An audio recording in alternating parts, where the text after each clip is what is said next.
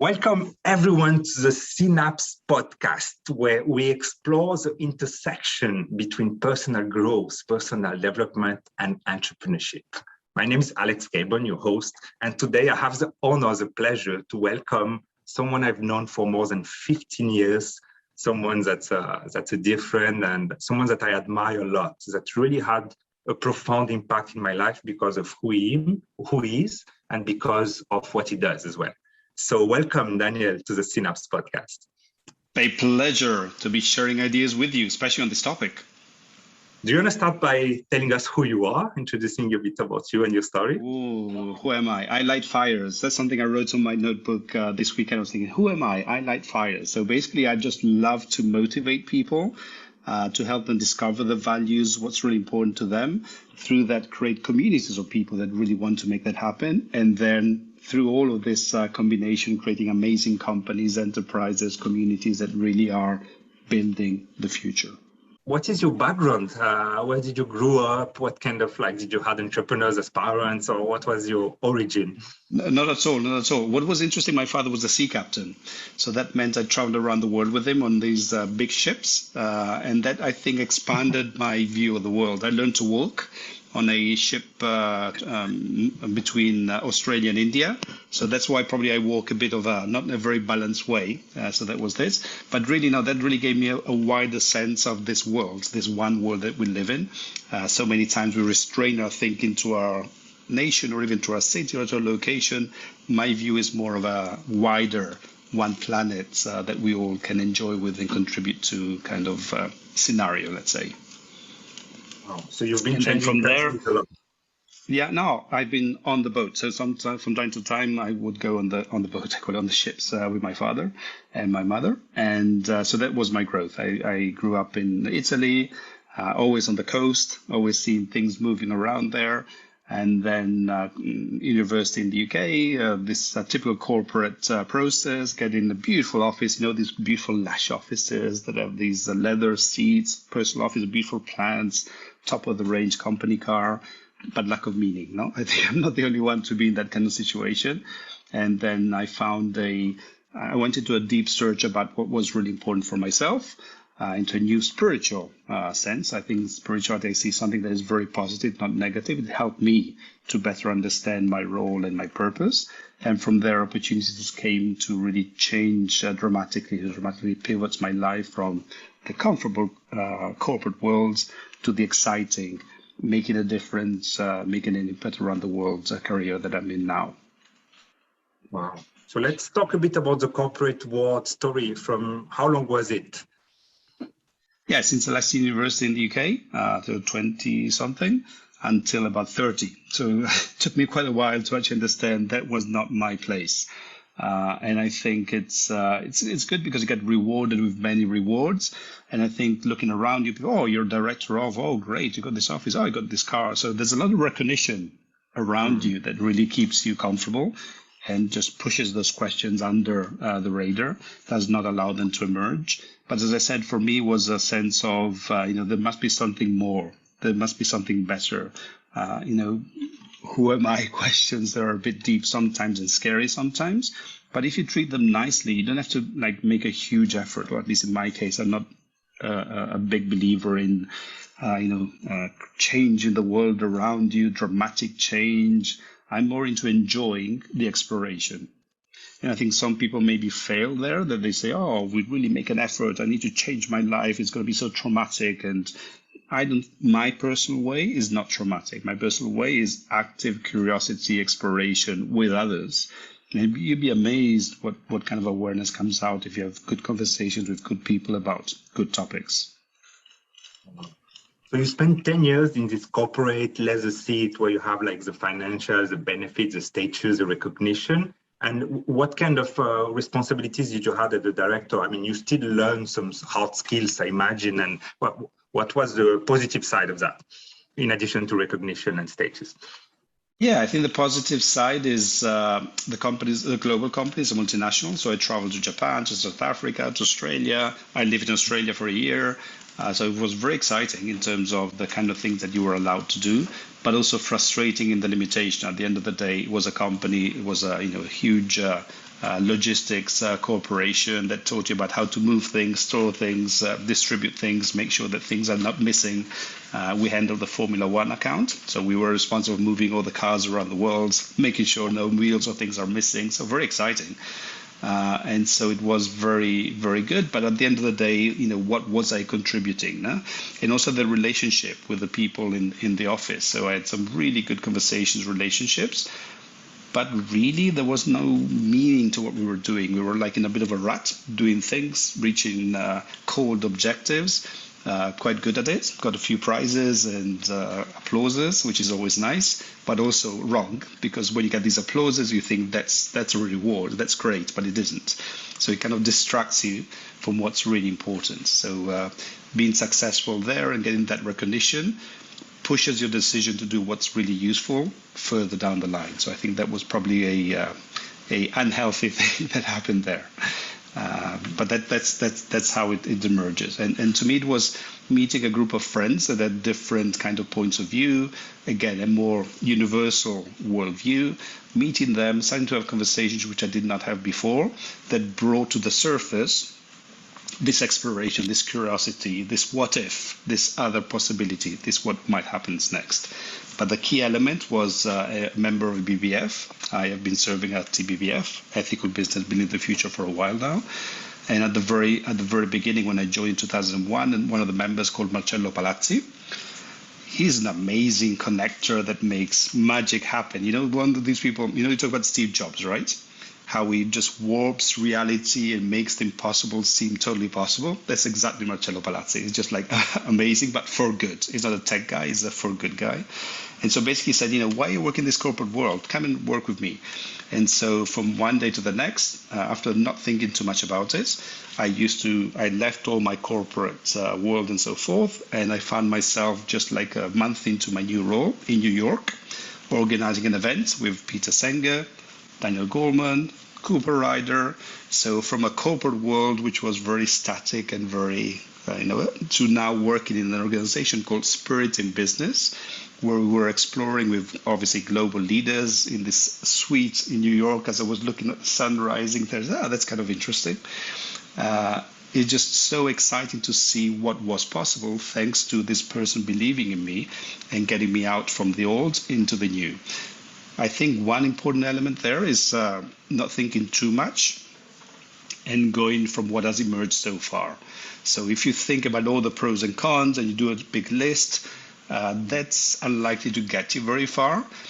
If you instead think about what's really important, what's your calling, what your possibilities are, and then are being met with the right people, the Marcello Palazzi of the situation in this case, then you find that you can make the step, and it's usually the right step.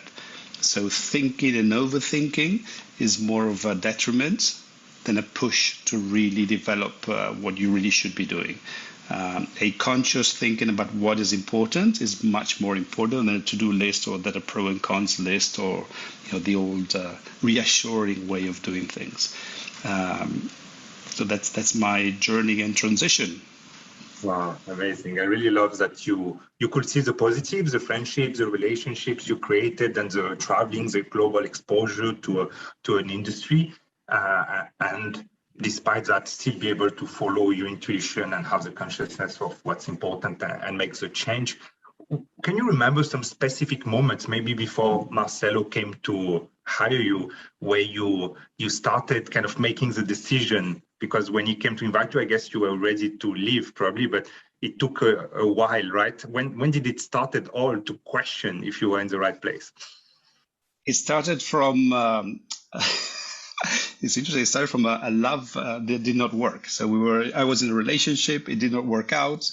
So, and it was quite a serious relationship, and I wanted to go to the next level and work out. I said, okay, forget about it. A friend of mine invited me to a New Year's party in the south of Italy, in Bari. If you get the chance, do go to Puglia and to Bari. Amazing place, beautiful people, food is incredible. And I had one of the best New Year's Eve party ever, because I was surrounded by this new group of people that were really cool. really chill, really nice. And at the end of the party, midnight, okay, what's the champagne? How do we celebrate? And they'll look at me saying, oh, actually, we don't drink alcohol. So that's kind of strange. But then it's just felt such a great, welcoming, nurturing kind of group of people that I thought that this is really nice. I'd like to be with them. And then when I came back to Milan, I kept in touch with a couple of them because they were living in Milan. And I find out that there was something different in the way they did things, this spiritual calling that they had. It's a group of Baha'is. And I just felt natural there. And I felt really good conversations there. I felt something that really felt good, that felt where I belonged. No? And I think this belonging thing is very important. So you and I can talk to people about what they should be doing, but I think sensing where you belong, trying to find the tribe where you belong, that really helps a lot. And again, not pushing, but exploring and finding individuals with whom, so I can relate with this individual. I don't understand. I really cannot communicate with these other group of people. So finding that tribe allows an evolution that you cannot really do on your own. And for me, it was that tribe, that group of people, the group of who became my best friends, that put me in that state of mind. So the spark was the end of a relationship, so not a very common thing, that cascaded into a number of fortuitous meetings into a rethink of life and what it should be like.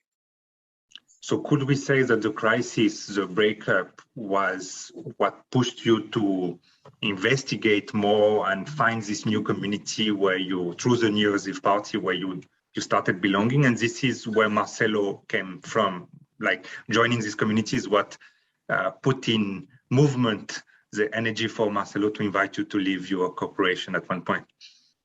Yeah, and I think it's this liberating yourself. So I don't think, again, about being in a struggle all your life. It's about liberating. And so at the end of that relationship, which was a shame at the time, actually liberated me to just, whatever. Whatever. It's just really that feeling of whatever. And then you're open to discovery and to new things. But then when you're open, what do you do with that freedom? Yeah, what do you do with that? And for many people, that freedom is, oh my God, what do I do now? I'm now free to do what I want. That's terrible. As opposed to my boss told me I need to do a PowerPoint by tomorrow, which is very reassuring because you know exactly what you're supposed to do tomorrow. So the freedom has some consequences if you do not know how to handle that freedom. And to me, again, it's not about making it complicated. It's about actively being curious, exploring both the insight, what's really important to me. And it's a really difficult question to ask in the day. Just don't spend a week and say, what's important to me? It's a gradual question. You read things, you talk to people, something emerges, no? It's not I had an inspiration and now everything is clear. Forget it. I'm 55 now. I'm still trying to think what will be my meaningful job next. I'm still exploring, I'm still learning. So it's not about finding it and that's it. It's a continuous evolution, but it has to be light. It has to be, I would almost say, fun. It has to be, what might this look like? What about that? And the consequences are never really that bad. I love to say to people, what's the worst that can happen to you? You lose your job, yeah? You lose everything. What's the worst that can happen? I'll be without a job for 6 months. Oh, is that so terrible? Will you be eating? Do you have a house? Do you have a place where to stay? Can you stay with your parents? And everybody says, actually, if I lose everything, it's not that bad. So if you start from that point where losing everything is actually not that bad, that's the worst case scenario, right? If everything goes really wrong and really terribly, guess what? There's zero or no consequences. But the learning and the liberating effect of that is huge. Yet, too few people go there and just even start to ask themselves because they've not gone to Bali, to that beautiful New Year's party, or have not met the right friends to actually talk about what's really important. Wow.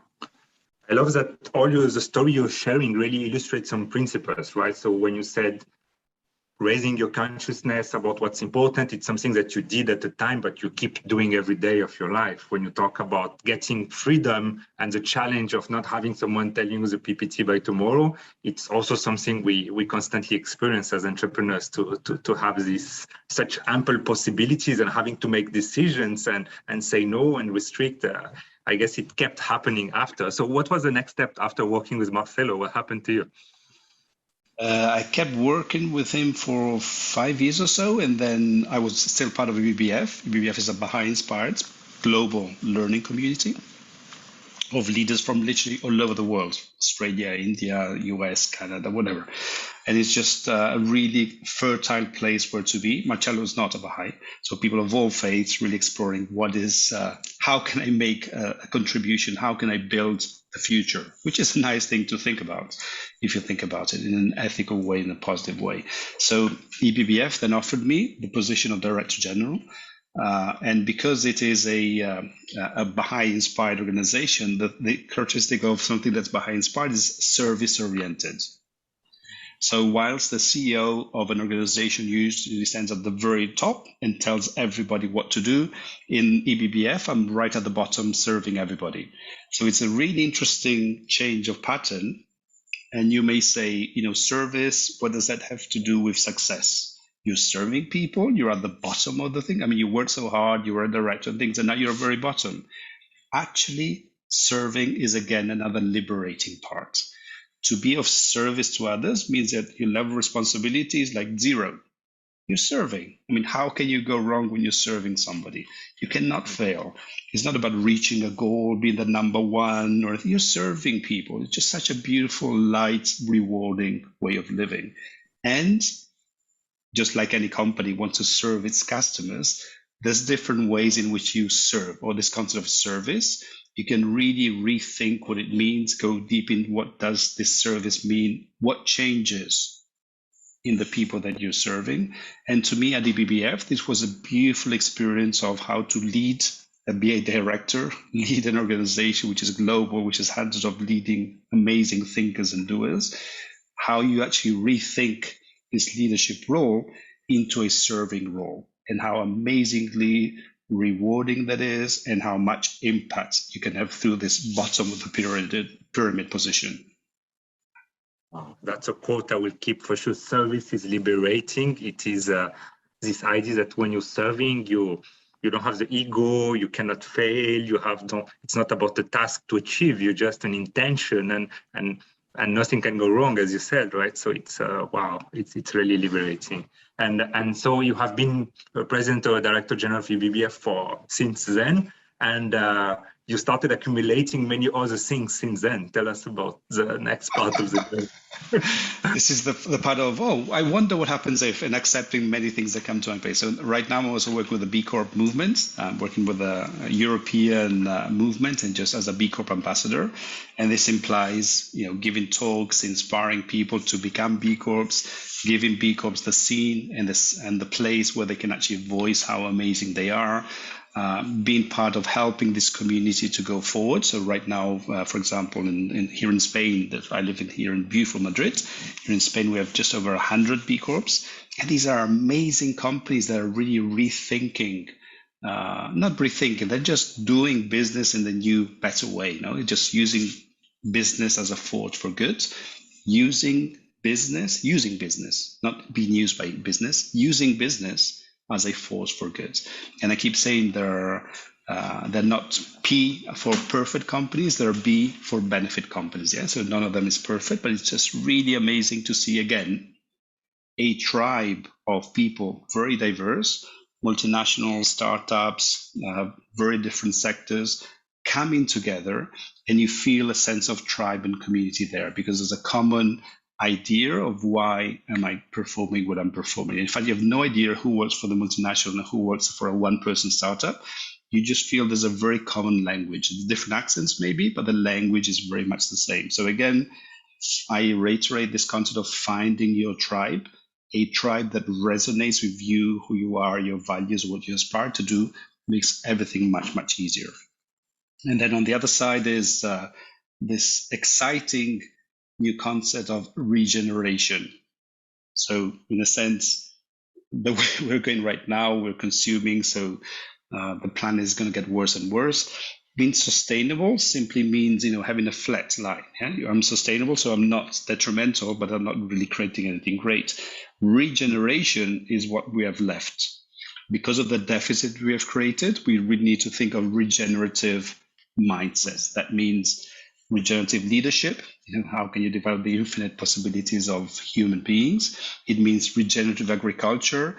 It means regenerative business models. And within that sphere, again, Marcello Palazzi came back, said, hey, why don't you come and work with us at Now Partners? So I'm one of the partners of Now Partners, this global community, again, of people that are bringing to, these are mainly multinationals and very large family businesses around the world, Natura, Danone, Philips, Illy, and so forth, just bringing them this concept of regeneration and working with them to develop their intention into actions. And then I think I mentioned before how much I love learning. And the best way to learn is to teach, or the best way to teach is to learn, either way. So I teach at a number of business schools on these new concepts on how can you be a better leader. I call it impact innovation. So how can I be the most innovative possible person, team, company, but creating impact? So innovation per se may not be very useful. In fact, you can innovate the greatest gun or anything else. That's not very good innovation.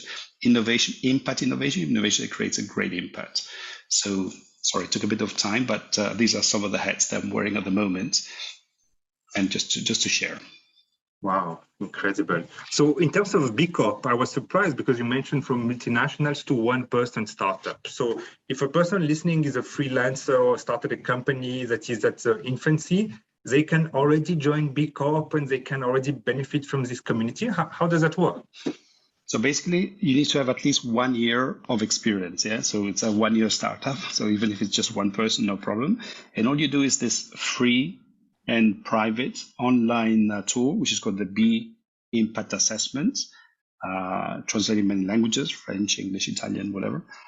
And there, this online assessment asks you a number of questions depending on the size of your business, the sector, and so forth. And it's aimed at what is called measure what matters. If you go to bimpactassessment.net, you will find the homepage says measure what matters. And the actual tool is actually has been designed in 2007 by a group of amazing entrepreneurs who want to measure how good our companies are. Because Alex, I think you'll say your company is good. I would say that my company is good, but how good?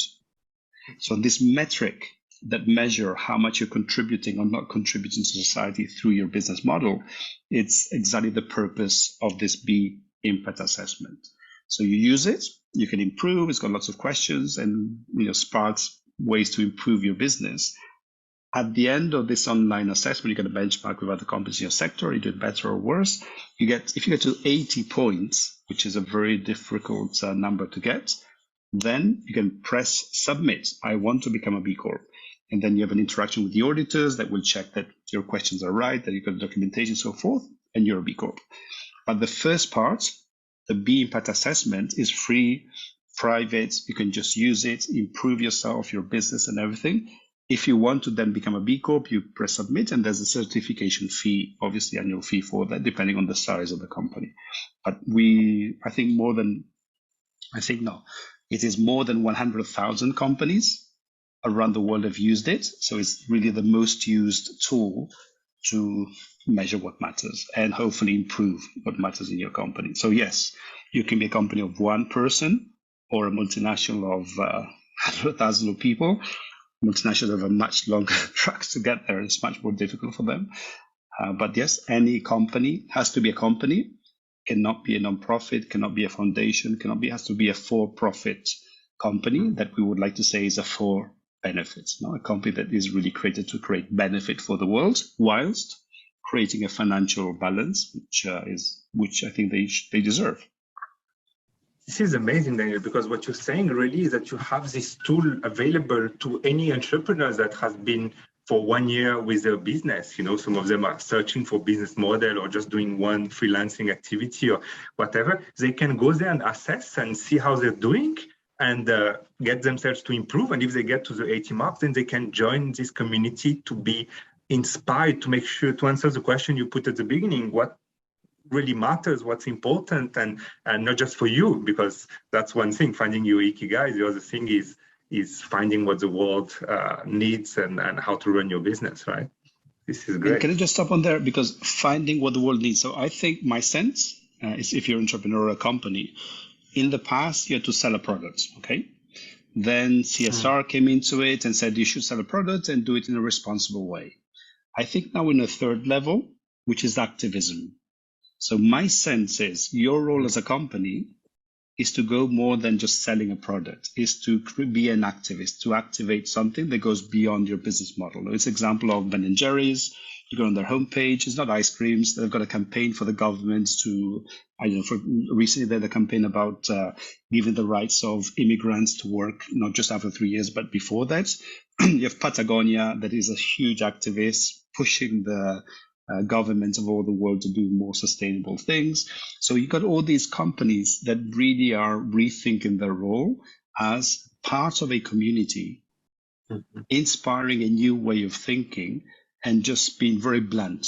Yeah. So it's not they're not nice companies. The activists are very passionate about what they do. So what is great for entrepreneur is for people to fall in love with you, not just, I kind of like this brand, I kind of like this company. No, you want them to fall in love. But guess what? You cannot make everybody fall in love. So by being an activist and focusing on some topics, some people will actually hate you until you barely lose them. But the people that are aligned with your values, what's important, they would love you to bits. And that's how these companies are creating this virtuous business model whereby they're selling goods or services in a sustainable, values-driven way, but they're also creating an activism, and the circle comes back saying people love them. They do marketing for them. They promote their brands. So branding and reputation, that's so important. That's how to make it happen. Wow. This is incredible because it's one community. You mentioned EBBF as another option as well of a global community that people can join. Because as you mentioned, the belonging to someone else was essential for you to be able to quit your corporate job, right? To also heal your breakup but really, what can you say about that? About people finding the right community for them and so many options. Maybe you can talk a bit about EBBF and other communities, how to choose the best communities that you want to integrate to help you be the best version of yourself and also create the business that's right for you. And that's the beautiful thing and the terrible thing of our times.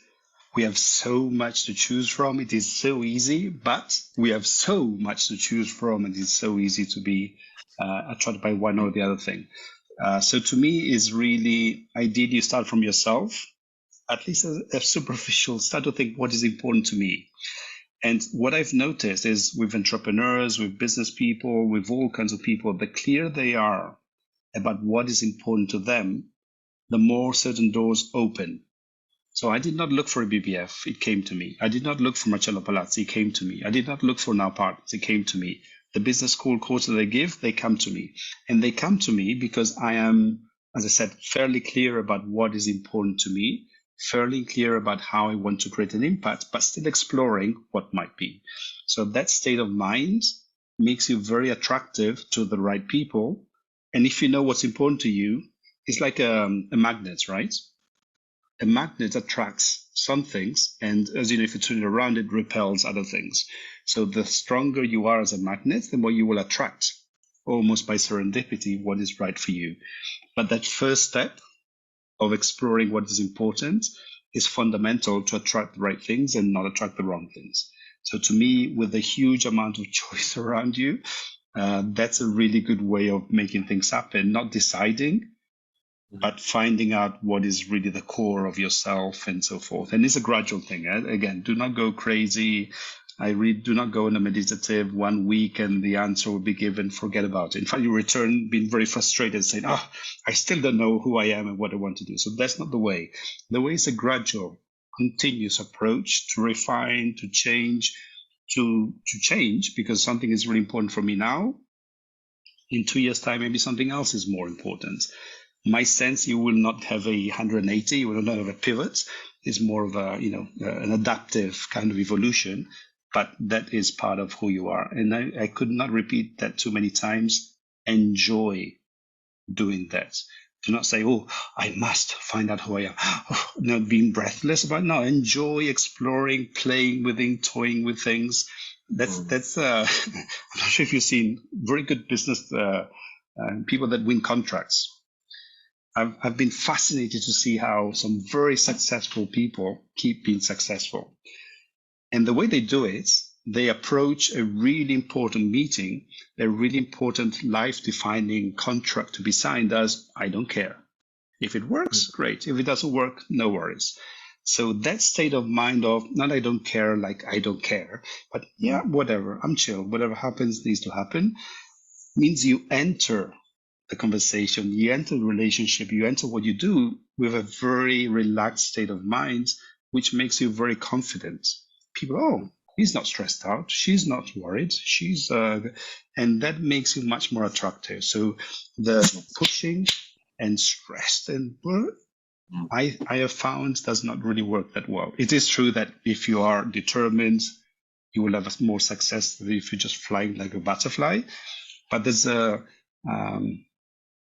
relaxed determination, a chilled determination. There's a balance that I think we can try to aspire with this mindset of whatever happens will be fine. I need to work at it, but the consequences are not really that terrible if everything fails, and it's going to be amazing if it works. Yeah, stress is really the big problem of our time. So if you're relaxed and confident, as you say, with this I don't care approach where you can really enjoy and play, for sure, you'll get more joy in life and probably more business as well, as you mentioned. And in terms of becoming this magnet, right, that you said, having this clarity of what's important to you, we're talking here about personal development, and maybe you could tell us a bit more about your morning routine. Do you have a coach, a mentor, a mastermind? How do you do that to be in a peak state so you can really have this clarity improving day by day? I think my mastermind are my children that always tell me, so I give these talks to these big audiences, fill a stadium, not quite, but I come home and my kids say, is pizza ready? Or, oh, come on, Dad, you're so funny. You always talk about a regeneration. And they just laugh at me, really laugh at me. And that's such a humbling experience because it really brings them to what you are. I have an amazing partner, my wife, that really keeps giving me insights and wisdom and just really a powerful. She's a successful person. She works in the corporate at IBM. She's responsible for talent acquisition for all of Europe. So she's definitely a very successful person. So I'm surrounded by humbleness, success, enjoyment, and a very common point of view of how to work forward. So that really definitely works a lot. And I don't really have a guru or anything, but my faith really helps me. So again, everybody should look for their North Star. I'm a Baha'i. As a Baha'i, that gives me strength, that gives me energy, that gives me direction. It's a very positive thing. And it's something that works for me. So it's not about convincing everybody should become a Baha'i. Forget about it. Everybody should actively be searching for something that really makes them feel great, good, rounded, and going forward. And the third element is this kind of positioning of I'm here to serve. I'm not an expert. I'm here to explore. This curiosity really helps to develop what needs to be developed.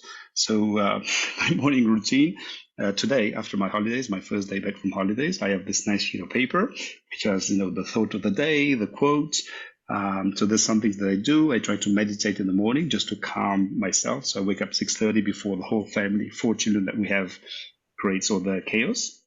So this time of quiet and peace to have my prayer, to do my meditation, to write some intentions, some key important elements, some gratitude, and then just enjoy having conversations with people like yourself and many others to really continue explore and so forth. I think my favorite thing is just right now was reading about metaverse. So metaverse is this new thing which is coming up, and it was off my radar screen. And just today, by reading some daily reads I do on Twitter, and some people came up about this metaverse and this great article which I will publish soon. So interesting. So now Vertiverse is there. So to me, I have this new idea. How can I make it interesting and share it with others? How can it be of service sharing something like that? So to me, it's always learning, finding out to then share, and not sharing for the purpose of sharing, but sharing to create this impact, to build the future, to build a better future with some values and some ideas. So it's a cycle that I keep going through. Learning, sharing, putting to action, trying to be authentic. So a virtuous circle in a sense, which seems to be working quite well. So you have your kids' mastermind to keep you humble and laugh at you. Your wife, she decided to stay in the corporate world. She found fulfillment there in a big corporation, which you didn't. Is this working for her, or she's planning also? Like, I mean, no, that's working for her, but that's also because she's not a slave of the system. She feels she's in control of this. I mean, obviously she has a senior position, so she can tell people.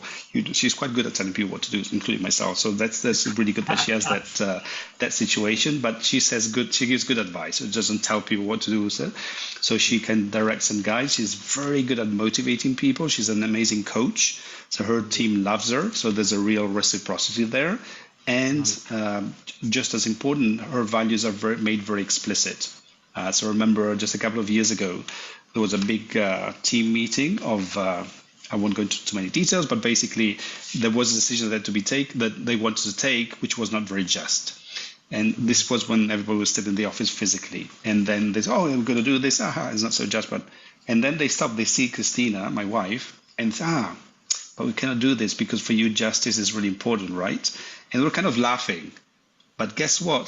This did not go forward because Cristina Marquez, sitting at that big table, said, for me, justice is a really important element. She was recognized as such. She didn't have to say anything or raise her voice. Just by seeing her in the room, a certain decision by the company was not taken because it was not a just decision and because that justice was so important to one of the key team members. So expressing your values can have a big influence. And she's found that at IBM, at least, she's able to express her values in how she behaves with others, how she's recognized by others, and how things happen or do not happen. So to me, it's not about corporate is bad and no.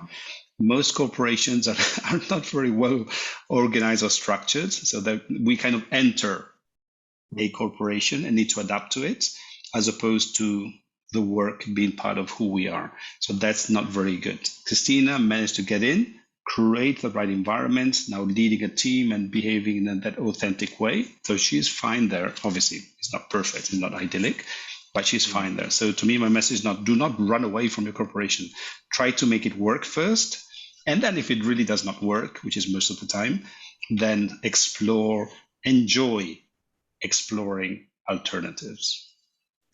Yeah, so the life partner we choose, right, has a lot of influence in our life. It's something we cover a lot. Our intimate relationship defines a lot of the other relationships. And Christina seems to be a great example that entrepreneurship is not for everyone as well. And some people can really manage to not just enter, but create, as you said, and, express their values and serve inside as an entrepreneur, maybe creating inside a corporation. That's maybe can I just touch this, because to me this is a really important element of companies, which is this diffused leadership. In the past, there was one leader at the top that told everybody else.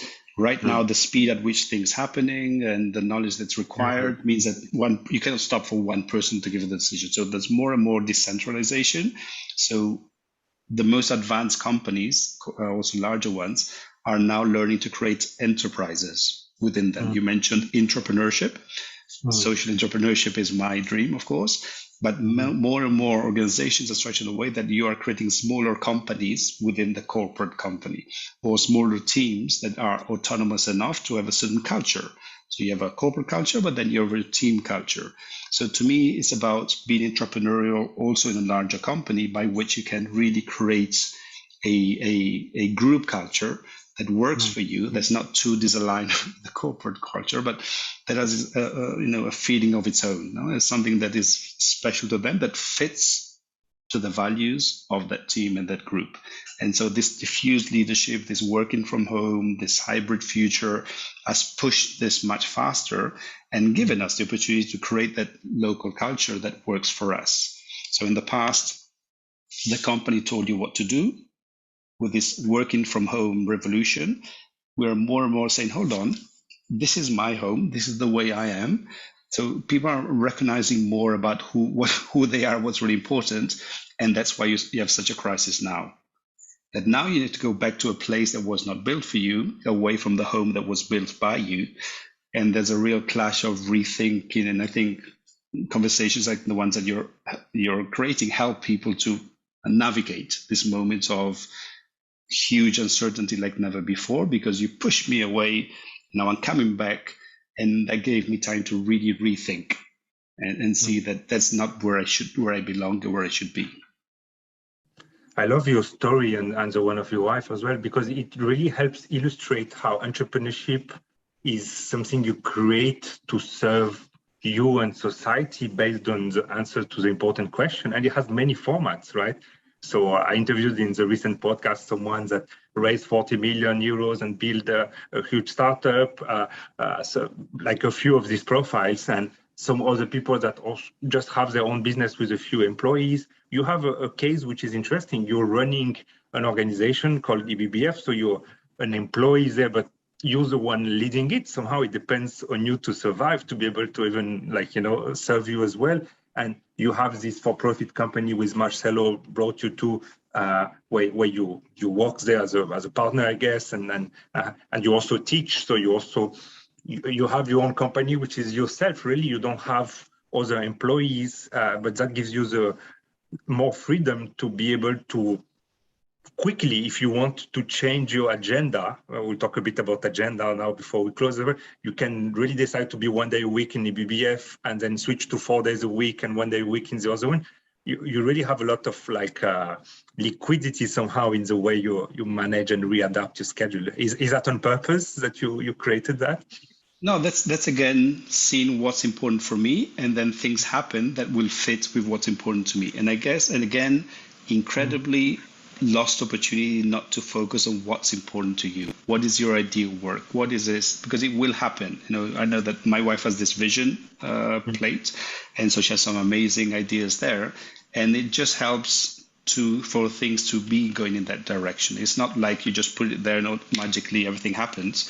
So yeah, I won't comment on what she has there. Some things are going to be very tough, but gives you direction, gives you a reminder to what's important. And without that, which is how 95% of people live, they just live without really stopping thinking, because it's scary sometimes, especially if you have the wrong approach, if you have the right people around you, it can be scary, but it's actually the best thing you can do to actually go in that kind of direction. And the autonomy that you were mentioning, that I have, that's a huge asset. First they were talking about flexible work times was one of the best things to keep people engaged. Now it's autonomy, which is much broader than flexi time. And giving your team autonomy, responsibility, trust, I've seen things happen that, you're tempted to tell your team, like at the BBF or Big Lab or whatever, do this, do that, and the other. Instead, pose an issue. How could we resolve it? And you'd be amazed if you give them the autonomy to think and to make forward what actually comes up, which I would have never even dreamt of making happen. So there's so much potential out there that is just there to be tapped and to be given out, as long as you give the freedom, the autonomy, the way to go forward. And you mentioned this 40 million entrepreneur. And that's the other amazing thing. Right now, Alex, or anybody listening, you have a good idea. You write a book, ebook, publish it, zero cost. You start a YouTube channel. All of a sudden, you've got a few million followers. Never in the history of humankind have we been able to have so much influence so quickly with such huge numbers of people as we have now. So the opportunity is there to really scale up. Or, there's a person, there's a farmer in the middle of France, a little village, and his clients, his finance, and everything else was around him. But that's gone.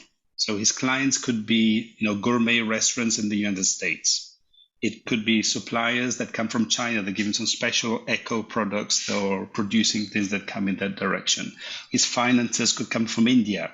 India is the biggest financer of startups. So, wow, you're an old farmer, you're a simple farmer in the middle of France, isolated, and all of a sudden your business could be huge. So it's an amazing time in which to make your dreams, your what you really want happen like never before. It's never been easier to find finance, to find clients, to find innovation, to find tools to actually go forward. But everything starts with Who am I? Very simple question. What's important to me? How do I want to serve the world around me, or my customers, or the people that are important to me? Because of what you said, right? There is no barriers anymore, and anyone can be a global influencer like this. It seems so easy, right? We all feel like we can in a week have 1 million followers, and we don't really go deep enough into understanding what is needed in terms of personal work, right? To be able to do that. So the resources are there, the tools are there, the people are there, but you really need to have a level of clarity and energy and certainty and conviction and belief about who you are and what you want to do that most people don't, right? So you said you meditate, you write some intention, there is a vision board, there is... can you tell us a bit more about other things that have helped you in your life? You know, I don't know if you ever hired a coach or if you attended some immersion events. Probably you read a lot of books, podcasts. What could you say about, you know, this learning that is needed to feed your mind? These young people listening might be wanting to find ways to get to really get these answers so they can really say what you're recommending them to do, to really do it. Yes, I wish it was an easy answer. I mean, I'm very fortunate. So EBBF is my main source. So every event of EBBF, every interaction with EBBF members really nourishes me in a very deep sense, because there's a wide, much higher elevated sense of why people are doing things in their companies. There's a questioning, there's an exploration, there's an openness to do things differently, and there's a generosity. Everybody's sharing very freely. So to me, that's my heaven. That's my main source of inspiration is EBBF, because of the attitude, the actions, the global reach of all these people. That's really where I find my North Star. And then is this constant curiosity. And right now, you know, you can learn anything on YouTube. I follow some YouTube channels that, you know, push you a little bit. And that's the balance. So you know what? I waste a lot of time watching videos of sailors. So that has zero benefit in terms of progressing myself. But hey, guess what? I want to chill sometimes. So I spend half an hour seeing this solo sailor crossing the Atlantic or whatever. But then on the other thing, I go to another channel, which has, you know, the Think channel and so forth, that has some really good insights about how people work, the mind, their motivation. I guess my key passion is finding the levers that push people to want to change from where they are to where they want to be as a company, as an organization. So I'm really passionate to find why are people so resistant to change? Why are people so resistant to improving their lives? There's a real resistance. It's not wanting to. And so it's seeing how you can liberate people and just allow them to be the better selves, the better company, the better organization. Just open the gate. I own a website called Opening Value. That's what I love to do. How can I open the value that's already part of who you are and how you are as an organization? And so to me, that's a continuous exploration within that. So I don't have one element. There's podcasts, there's books, but mainly conversations. I find conversations are much better with some really insightful people, making sure you have a number of those conversations. And people are very available. Hey, do you have a 30-minute slot? Yeah, sure. And you just talk. Yeah, there's no agenda. Recently, I got this new thing, which is in Madrid. There's a beautiful park called El Retiro. So I said this meaningful working in the Retiro. You know how you meet in coffee places? Forget that. I'm now meeting people walking in the Retiro Park, if they're in Madrid, of course. And we just go for a walk, half an hour, 15 minutes up and 15 minutes back. Wow, it's just so amazing what comes up. There's no agenda, there's no set questions, there's no outcomes. You just have me. Obviously, the person next to you has to be interesting. But there's some really enriching experience. So this is my latest way. It's not a podcast, it's not a YouTube, it's walking in a park with somebody and having a conversation which brings up really good insights. And one last question that we explore a lot at Synapse is the integration of the different pillars of life. We like to say there is 11 pillars in life, you know, the spiritual, the service, the intellectual, the emotional, the financial, the intimate relationship, the children, the social, the leisure, and physical health.